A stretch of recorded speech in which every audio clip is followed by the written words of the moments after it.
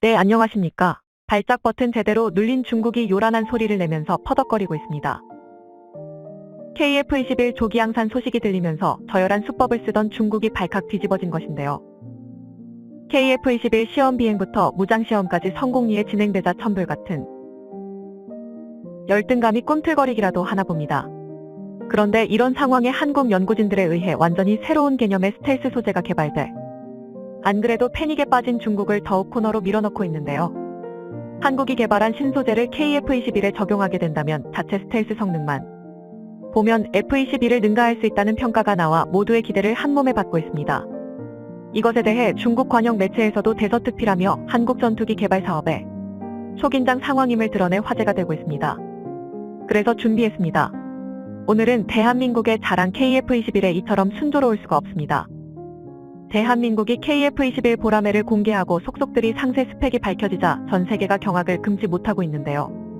특히 4.5세대라고는 믿기지 않을 만큼 놀라운 스텔스 성능이 공개되자 중국은 말 그대로 입에 개거품을 물었습니다. 그들의 반응은 정말 다채로웠는데요. 그 중에는 KF-21 전투기는 미국의 F-22 스텔스기와 유사한 형상을 하고 있을 뿐만 아니라 한국이 개발한 신소재 때문에 스텔스 성능도 비슷하다는 이야기도 있었습니다. 이는 사실 여부를 떠나 중국이 KF-21에 엄청난 관심을 두고 있으며 제대로 핀치에 몰렸다는 것을 방증하는데요. 중국 매체들은 특히 KF-21의 AESA 레이더 등 통합 전자전 시스템에 깊은 관심을 보이고 있는데요. 한국이 자체 개발한 AESA 레이더의 최대 탐지 거리는 약 200km이며 1m 미만의 표적도 선명하게 감지할 수 있다고 소개했습니다. 자신들이 가진 레이더 성능을 훨씬 웃도는 것으로 러시아가 개발한 레이더보다도 성능이 좋다는 것인데요. 이런 우수한 레이더는 시계회 전투에서 KF-21이 자신들의 전투기보다 먼저 보고 먼저 공격할 수 있으며 또한 신개념 스텔스 소재를 사용한 KF-21 앞이라면 그저 자신들의 전투기들은 표적기로 전락할 수 있어 경계하고 있습니다. 그리고 이것이 바로 중국이 KF-21을 신경 쓰는 이유인데요. 가까이 붙어 있을 뿐 아니라 언제든 공격할 잠재적 적국으로 생각하고 있는 그들의 속내가 훤히 들여다보이는 대목입니다. 그런데 이런 상황이면 중국이 의뢰 쓰는 졸렬한 수법이 하나 있습니다. 웨이보, 틱톡 등 각종 중국산 SNS에 J-35 사진과 영상이 올라오기 시작했는데요. 그것도 마치 우연히 J-35 기체를 발견한 것처럼 일반 시민의 계정을 통해 훈련 장면 등이 공개되었습니다. 이는 전형적인 중국식 프로파간다 수법인데요.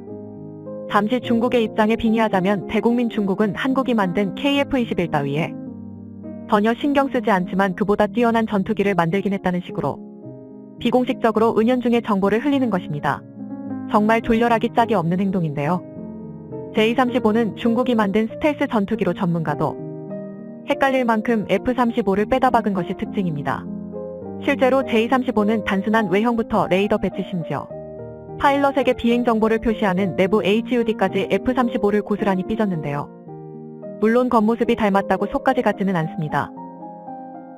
특히 가장 큰 문제는 엔진인데요.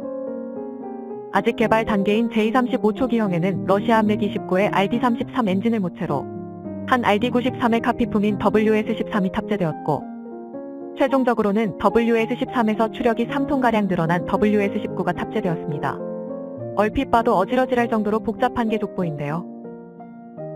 그런데 이들이 열등감에 갓 잡은 화러마냥 펄떡거리고 있는 와중 미 로키드 마틴조차 이뤄내지 못한 스텔스 신소재를 한국이 개발하면서 방산업계를 뜨겁게 달구고 있습니다.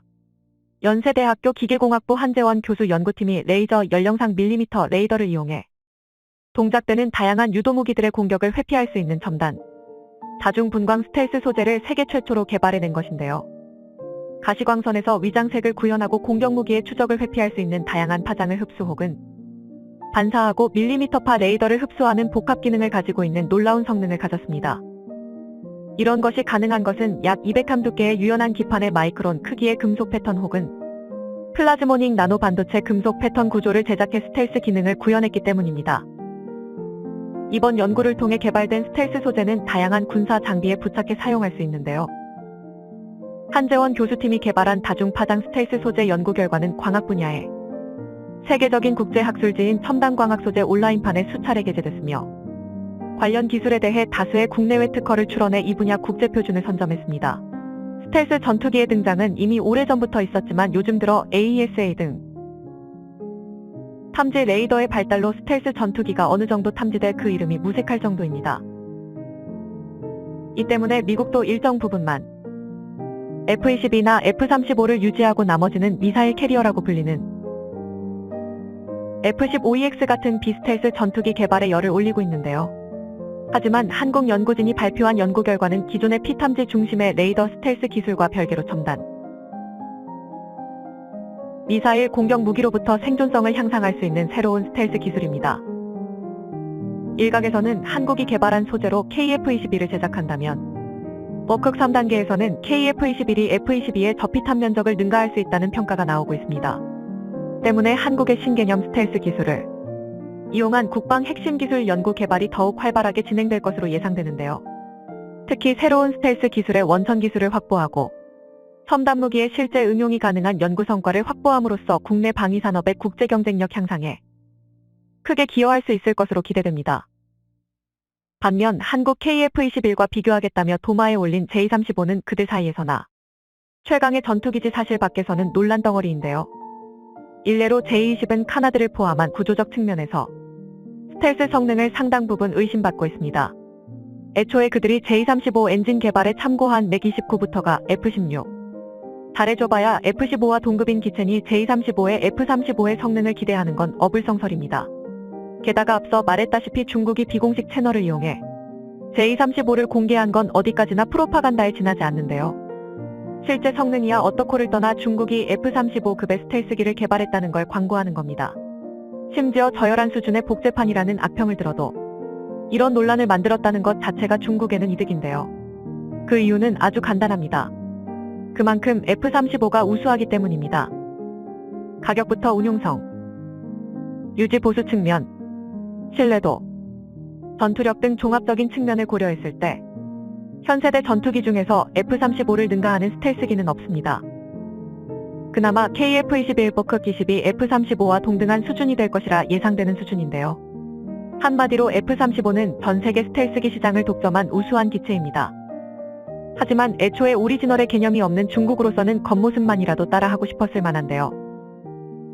F-35급의 스텔스기는 전자전 장비를 보강하고 제한적이나마 스텔스, 카운터 스텔스 능력을 구현한 4.5세대 전투기가 아니라면 격추하는 게 불가능합니다.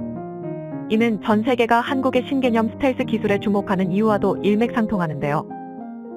한국의 신개념 스텔스 기술이라면 단순히 레이더에 안 잡히는 것을 넘어 시계외 전투에서 조준 자체가 불가능해 전투기의 생존성과 제공권을 쉽게 장악할 수 있기 때문입니다. 실제로 F-35는 F-15와의 모의 공중전에서 8-0으로 압승을 거뒀는데요. 미국은 물론이고 공군 체계를 갖춘 모든 나라가 양적 주력기로 4세대 4.5세대 전투기를 사용하는 현 상황에서 F-35가 갖는 전술적 이점은 상담합니다. 지나치게 단순화한 계산이긴 하지만 서로 동등한 숫자의 4세대기를 보유했다는 가정이면 F-35를 상대방보다 얼마나 많이 보유했느냐가 공중전의 승패를 가릴 수 있을 정도인데요.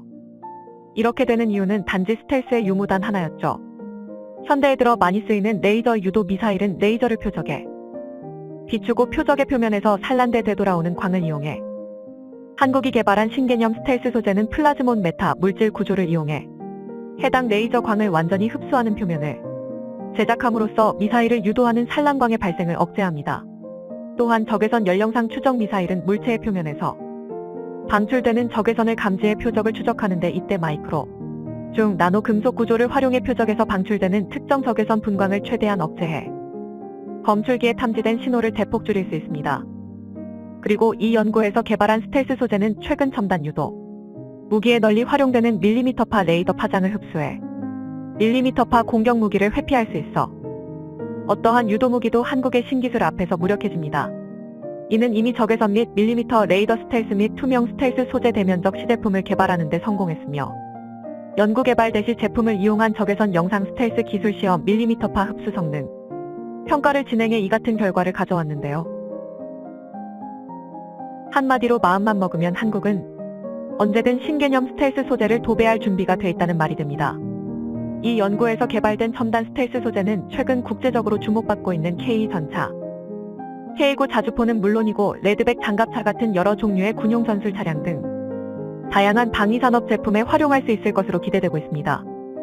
한마디로 활용 범위가 무궁무진한 초월급 기술이 KF-21에 적용될 수 있다는 것인데요.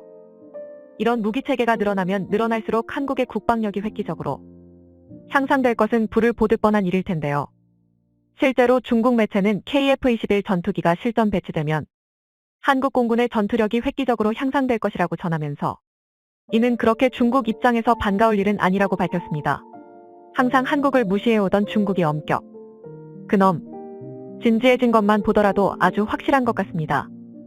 또 한 번 전 세계를 깜짝 놀래킨 한국에 박수를 보내며 KF-21의 확실한 성공을 기다리겠습니다. 시청해주셔서 감사합니다. 영상이 도움이 되셨다면 구독과 좋아요 부탁드리며 다음에 더 유익한 영상으로 찾아뵙도록 하겠습니다.